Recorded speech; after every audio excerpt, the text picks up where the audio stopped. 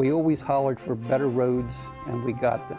The roads were so good that the masses came to us now, so now we have to address it. The greatest good that a planning commission can offer its community is a leadership into the future. The biggest joy in planning is being central in the decision-making process of the city. I like this place. I like where I live. And I understand that the population of the United States, of Haines Township, of the area is going to continue to grow. And I'd like it to grow intelligently in this area. And so instead of whining about it, I'm trying to do something about it.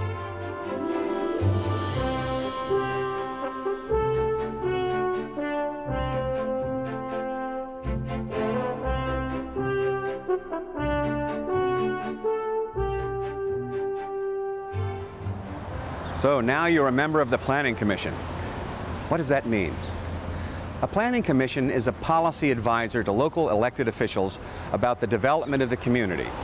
It advises on quality of life issues such as traffic, housing, the environment, public health, noise, and land use. A Planning Commission is an official group of residents. It is intended to act as a representative voice with regard to the future of the community. Planning commissions look at the past and present to guide the future development of a community, to shape the future in the best way possible. Whatever they put into the water, they have to take out. Planning commissions provide a long-range perspective rather than just focusing on the issues of today. Planning commissions are a sounding board for the community. Planning commissions are important because communities are constantly changing. If a community doesn't know where it wants to go or try to guide that change, someone else may make those decisions, perhaps not in the community's interest. The job of planning commissions is to provide direction for where the community wants to go. Almost two-thirds of Pennsylvania's cities, boroughs, and townships have a planning commission, and every Pennsylvania county has a planning commission. More than 10,000 citizens serve on these commissions. While you're one of a select few serving this role in your own community, there are thousands of citizens serving as planning commissioners across Pennsylvania. As a planning commissioner, you may be asking yourself, what do I bring to my planning commission? I don't know anything about planning. Actually, very few planning commissioners are formally trained in planning when they are appointed to the commission. The main assets new planning commissioners bring to their planning commission are their ideas, life experiences, knowledge of the community, a willingness to serve, and a deep-seated concern for the community. I had no background in planning when I arrived at the commission. You know, my background is farming in this area. I did not have a planning background. I just had real estate background. Our planning commission members come from a wide variety of other organizations. And so we bring all those other organizations in and around the community. Those points come into our meetings. You've got a lot more to offer than you might think. Many new planning commissioners have questions when they join the commission, but come to understand that they have valuable skills. If you don't currently feel that you're an expert in planning, there are a wide variety of training opportunities. Now let's talk about ways you can be an effective planning commissioner. Being a planning commissioner involves two parts. One, the technical planning part, and two, the interpersonal part. The technical part really comes from the Pennsylvania Municipalities Planning Code, which spells out what a planning commission can do. How much development and future development you can afford to have in that particular area. Right. The interpersonal part relates to working with other planning commission members as a team, with citizens, with developers, with the elected officials, and organizations inside and outside your municipality. You need to develop your skills in both areas to be effective. Here are some tips to do a good job. This is the Municipalities Planning Code, or MPC. This is the legislative authority that empowers cities, boroughs, townships, and counties to do planning. This tells how a planning commission may be organized, and it outlines the duties of a planning commission and governing bodies, such as a borough council or township supervisors or commissioners. It provides important definitions that are used in planning. It establishes relationships between the Planning Commission, governing body, school district, citizens, etc. It also establishes the relationship between municipalities and counties. It sets up the opportunities for planning and the limitations on planning. It is essential for you to get a copy of the MPC, to read it, and to understand it. The municipalities planning code, we have learned from the beginning, is everything to the Planning Commission. It is our law. It is what we refer back to when we question whether we are going in the right direction with a particular issue, and the steps that we must complete in order to, for instance, develop a comprehensive plan. All of the steps are there, and we need to go back to that as our reference. And we do that. And that's how we use the municipalities planning code, almost every meeting. The Planning Commission has certain responsibilities in planning. It prepares a comprehensive plan for the future of the community, administers subdivision and land development regulations, reviews and makes recommendations on development proposals, drafts zoning ordinances and amendments, promotes public interest in planning, conducts public meetings to get public input on issues of concern. These activities by the Planning Commission aren't in isolation. They're part of the community's total management team. How important is this to have a good line of communication and a good rapport with the elected city officials? I think it's absolutely essential. I don't think we're here to show off or to try and have our way. I think we're here to listen, to cooperate, and to give technical advice to both the council and to the administration, both elected, and for them, from our own vantage point as a representative group of citizens within the city, to show them essentially how we feel about matters. I feel that the Planning Commission can affect change, even though they are only a recommending body. We do have the power to create comprehensive plans. The comprehensive plan is the centerpiece of planning in your community or county. The actions of your local elected officials should be based on the policies in the comprehensive plan and should carry out the plan's goals. All the other land use planning tools in your community would mean little without the comprehensive plan providing the basis that links the vision of the future with land use regulations and development projects. Your zoning ordinance and subdivision and land development ordinance should implement and reflect your comprehensive plan rather than being standalone documents. This means that when you consider changing these ordinances, you must make sure that the changes reflect the overall community direction established in the comprehensive plan. The comprehensive plan also is the basis for evaluating how well you're doing in reaching your goals for the future.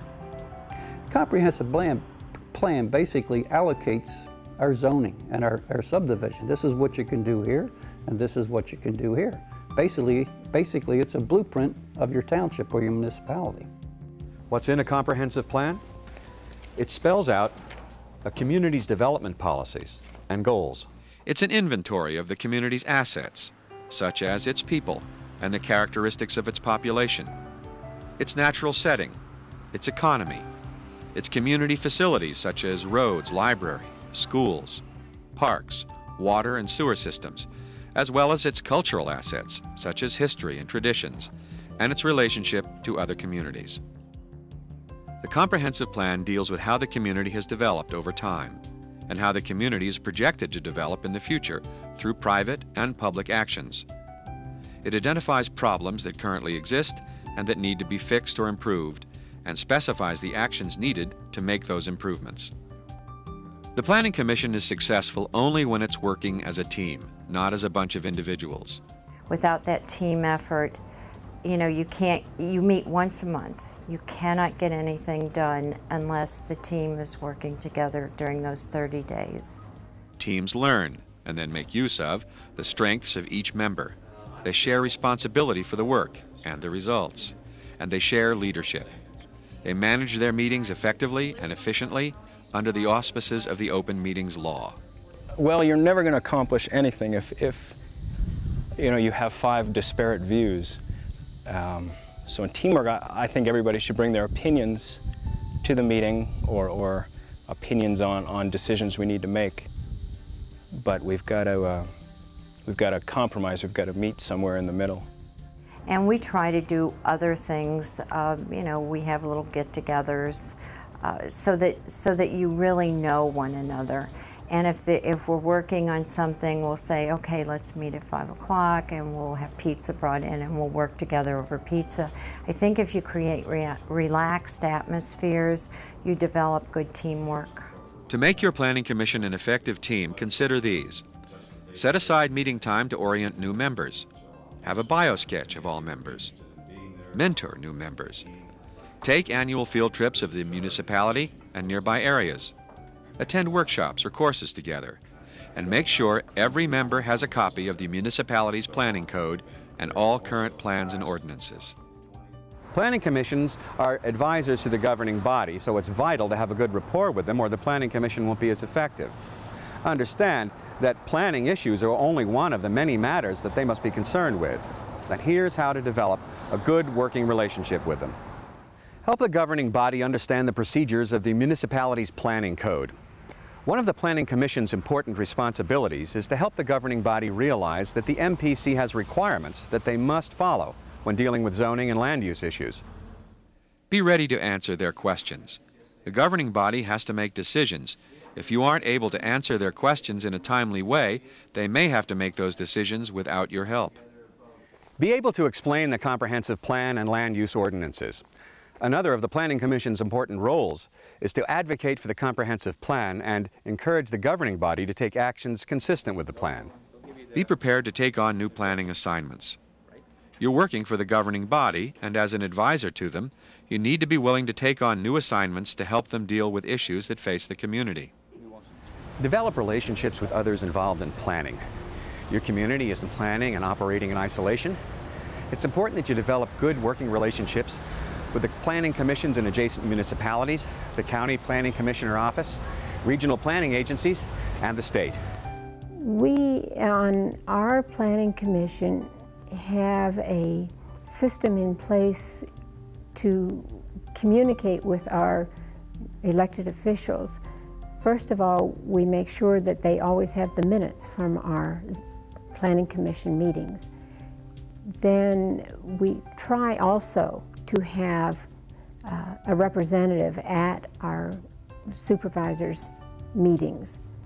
And once or twice a year, at the very least, we have a joint meeting where we get together and discuss issues that we're all concerned with and make sure that we're all on the same page.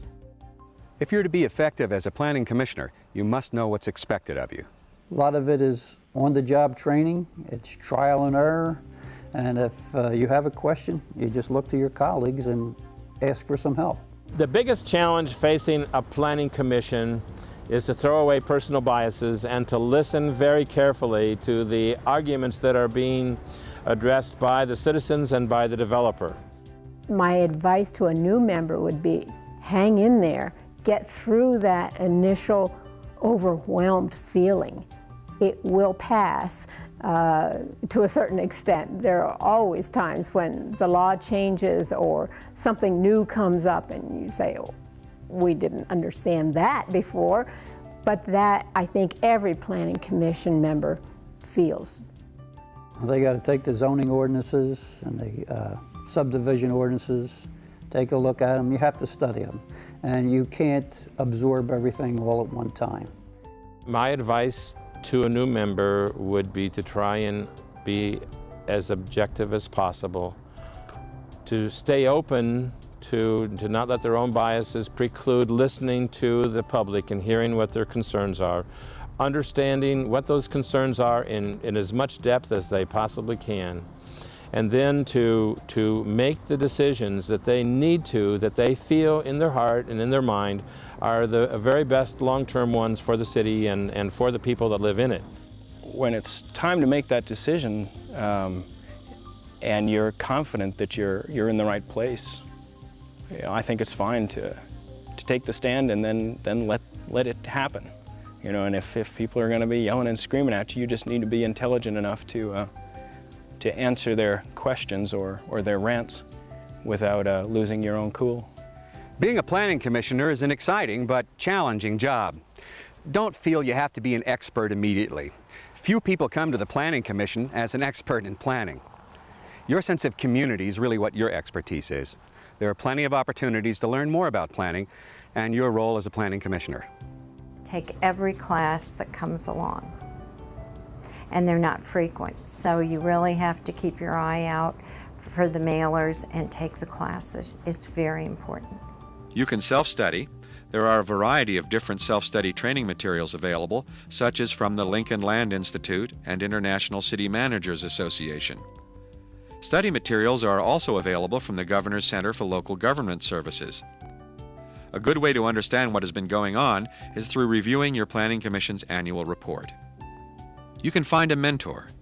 People who have experience as a planning commissioner can help you better understand your role and how things work on your planning commission. They can also provide you some historical perspective with issues your planning commission has dealt with in the past. You can participate in formal training sessions. Several organizations offer training programs for planning commissioners.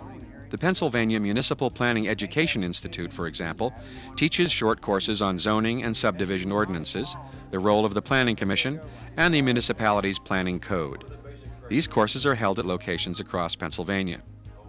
The Pennsylvania Planning Association holds workshops and a conference each year on issues that affect communities all across the Commonwealth. Ideally, you should do a mix of all these to learn about planning and how to be an effective planning commissioner. You've begun an exciting and rewarding journey as a member of your Municipal Planning Commission. The work that you do will impact not only your neighbors today, but generations to come. Take the time to learn about planning, ask lots of questions, and participate fully in the work of your commission. And don't forget, have fun. There's going to be developers who are going to be asking for your assistance. There's going to be that single-family homeowner. There's going to be the farmer. There's going to be a large group of people that are out there. If you want to serve your city and be a part of what's happening and to be in the focal point on the central idea of the decision-making process, this is the most fun job that can possibly exist. Being on the Planning Commission is sometimes a thankless job, and people don't always understand what the Planning Commission is doing. But we know that we're moving ahead with some things that will help preserve the community that we love very much. You look around this place, it's a gorgeous township. This is a beautiful farm, and I hope my children will enjoy this. And certainly I want them to have the opportunity to enjoy it when they're an adult. And I think if we plan correctly in this valley, that it's going to look like that, 20 years from now.